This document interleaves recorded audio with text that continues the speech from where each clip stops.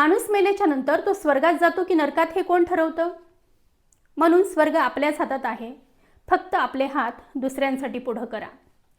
मृत्यूनंतर एका माणसाला यमानं विचारलं की तुला स्वर्गात जायचंय की नरकात? तेव्हा तो माणूस म्हणाला की निर्णय घेण्यापूर्वी मला दोन्ही ठिकाणं पाहता येतील का? यम म्हणाला ठीक आहे. यमाने पहिल्यांदा त्याला नरकात नेलं. तिथे एक मोठा हॉल होता. त्या हॉलच्या मध्यभागी स्वादिष्ट पंचपक्वाने, फळे आणि मिठाया मांडलेल्या होत्या. दुसरीकडे मधुर संगीत चालू होतं. पण तरीही तिथल्या लोकांचे चेहरे दुःखी, खंगलेले आणि उपाशी दिसत होते. प्रत्येकाच्या हाताला हातभर लांबीचे चमचे बांधलेले होते आणि त्या चमच्यांनी ते अन्न तोंडात घालण्याचा प्रयत्न करत होते. पण कुणालाही ते जमत नव्हतं. अन्न भरपूर असूनही तिथले सगळेच लोक उपाशी होते. त्यानंतर यमाने त्याला स्वर्गात नेलं.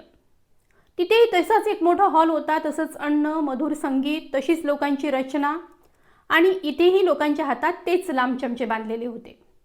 पण इथे एक मोठा फरक होता की इथं लोक हसत होते, आनंदी होते, निरोगी होते. कारण ते स्वतः खाण्याऐवजी एकमेकांना भरवत होते. कुणीही फक्त स्वतःचा विचार करत नव्हता, प्रत्येकजण दुसऱ्याच्या भल्याचा विचार करत होता. तेव्हा त्या माणसाला उमगलं की स्वर्ग आणि नरक याच्यातला खरा फरक ठिकाणात नसून दृष्टिकोनात आहे.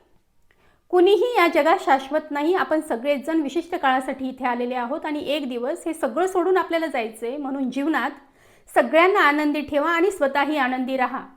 आपण जेव्हा आपल्या कुटुंबातील लोकांची, समाजातील लोकांची आणि आजूबाजूच्या माणसांची मनापासून काळजी घेतो तेव्हा आपणही आपोआप सुखी होतो.